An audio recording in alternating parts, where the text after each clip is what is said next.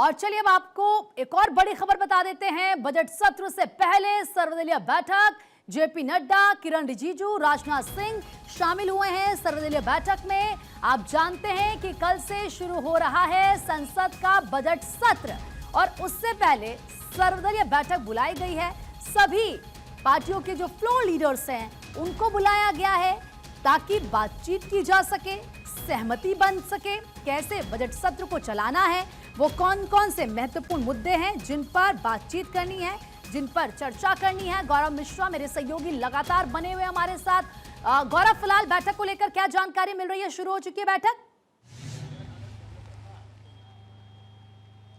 बिल्कुल, देखिए, बजट सत्र से ठीक पहले जो सर्वदलीय बैठक है वो सरकार की तरफ से बुलाई गई थी और ये बैठक संसद भवन के अंदर हो रही है। खास करके अगर इस बैठक की बात करें तो अब से थोड़ी देर पहले इस बैठक की शुरुआत हो चुकी है और इस बैठक का सबसे महत्वपूर्ण एजेंडा ही यही है कि आने वाले समय में जिस तरीके से जो बजट सत्र की शुरुआत होनी है उसमें किस तरीके से सरकार जो है अपनी भूमिका में नजर आए। खास करके जो अलग अलग दलों के नेता हैं वो भी इस बैठक के अंदर मौजूद हैं और इस बैठक के माध्यम से एक आम सहमति जो है वो बनाई जाएगी, क्योंकि देखिए बार का जो सत्र है हंगामेदार ना हो। पिछली बार का जो सत्र था किस तरीके से हंगामेदार हुआ था। विपक्ष की अगर बात करें, विपक्ष लगातार जिस तरीके से सदन के अंदर अलग अलग मुद्दों को लेकर के जिस तरीके से हंगामा कर रहा था, इससे साफ जाहिर हो रहा था कि जो संसद का सत्र है वो चलाने में काफी दिक्कतें आ रही थी। इस बार अगर बात करें, सर्वदलीय बैठक जो है वो बुलाई गई है, सभी दलों के नेता इस बैठक के अंदर मौजूद हैं और इस बार बजट सत्र की अगर हम बात करें 28 तारीख से जो ये बजट सत्र शुरू होगा, उस बजट सत्र से आम जनता को भी काफी उम्मीदें हैं और ये बजट ऐसे समय में बजट सत्र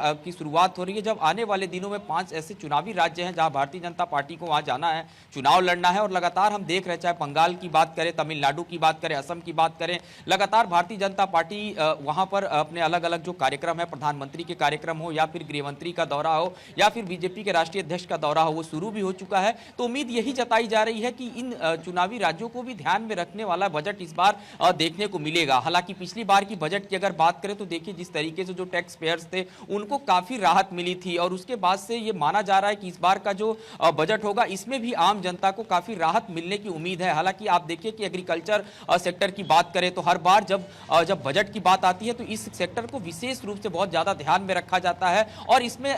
जो अच्छा खासा जो फंड है वो भी दिया जाता है, अच्छी खासी जो सुविधाओं का ऐलान है किसानों के लिए वो भी किया जाता है और उम्मीद यही है कि इस बार का भी जब बजट सत्र आएगा तो उसमें ये जो उम्मीदें हैं, ये जनता की तमाम उम्मीदें साकार होंगी। हालांकि मिडिल क्लास को इसका बहुत इंतजार है कि उसमें किस तरीके का उनको राहत मिलेगा। बजट सत्र से ठीक पहले 28 तारीख की अगर हम बात करें, कल से इस पूरे सत्र की शुरुआत होगी। ऐसे में ठीक पहले जो ये सर्वदलीय बैठक आज दिल्ली में बुलाई गई है, जाहिर सी बात है इसमें कांग्रेस की तरफ से अगर हम बात करें, प्रमोद तिवारी मौजूद हैं, जयराम रमेश मौजूद हैं, तमाम बड़े जो लीडर्स हैं वो इस बैठक के अंदर मौजूद हैं और सभी नेताओं के साथ जो आम सहमति है वो बनाने की सरकार कोशिश करेगी, क्योंकि इस बार के सत्र में एक सबसे महत्वपूर्ण एजेंडा ये भी निकल के आएगा, विपक्ष इस पर भी हंगामा कर सकता है। आपको ध्यान हो कि मनरेगा की अगर हम बात करें उसका नाम बदला गया, जी राम जी उसको किया गया और मनरेगा की अगर हम बात करें, कांग्रेस की वो योजना थी जो लगातार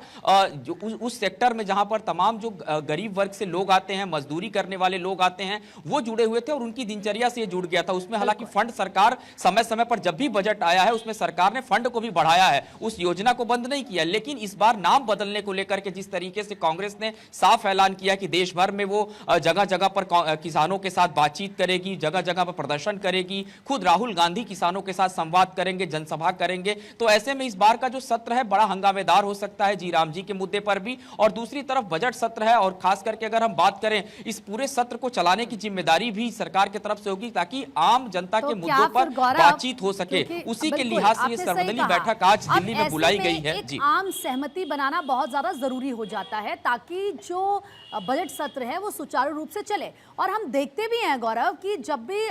सेशन शुरू होता है विपक्ष हंगामा करता है और जो प्रोडक्टिविटी होनी चाहिए वो उतनी निकलकर नहीं आती और इस बात का जिक्र खुद प्रधानमंत्री भी करते हैं। वो कहते हैं कि ज्यादा से ज्यादा काम होना चाहिए। तो क्या लगता है कि अभी जो सर्वदलीय बैठक शुरू हो चुकी है उसमें एक आम सहमति बन पाएगी? वाकई क्या विपक्ष इस बात को मानेगा?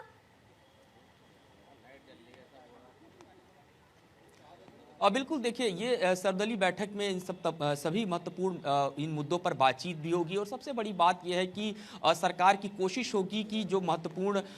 बिल हो उन पर बातचीत हो, खास करके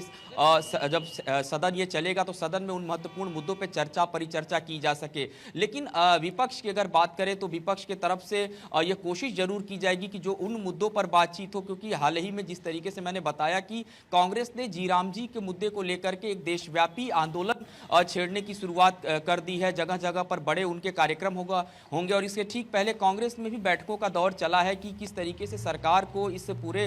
बजट सत्र के दौरान घेरना है। लेकिन दूसरी सबसे बड़ी बात है कि जब हम बात करते हैं मिडिल क्लास की, तो आप देखिए कि हाल ही में दीपावली से ठीक पहले हमने देखा था कि जीएसटी में जिस तरीके से प्रावधान में कुछ बदलाव किए गए थे, एक नया जीएसटी का अवतार देखने को मिला था और उस जीएसटी के अंदर जो रिफॉर्म हुआ उससे आम लोगों को काफी ज्यादा सहूलियत देखने को मिली। और उसके बाद आप देखिए कि जब अगर हम बात करें उन मिडिल क्लास की जो टैक्स पेयर्स हैं, 12 लाख रुपए कमाने वाले व्यक्ति को टैक्स के दायरे से बाहर रखा गया। तो ये वो निर्णय है कहीं ना कहीं सरकार ने जो आम जनता के लिहाज से लिए हैं। जाहिर सी बात है इससे कहीं ना कहीं जो आम लोग हैं उनको और उम्मीदें बढ़ जाती हैं। और जब हम बजट की बात कर रहे हैं जो कि कल से शुरू हो जाएगा, वित्त मंत्री का जो भाषण है वो हम लगातार देखेंगे कि उसमें किस तरीके के अलग अलग सेक्टर्स में क्या क्या राहत सरकार फिलहाल देगी। और इन सब कवायद के ठीक पहले विपक्ष जरूर लामबंद होना चाहेगा, चाहे वो समाजवादी पार्टी की तरफ से हो, कांग्रेस की तरफ से हो या फिर आम आदमी पार्टी की तरफ से हो, अलग अलग दल हो। और इस बार देखिए पश्चिम बंगाल की जो लड़ाई है कहीं ना कहीं भारतीय जनता पार्टी के लिए एक कांटे की लड़ाई है। और ऐसे में आपको इस बार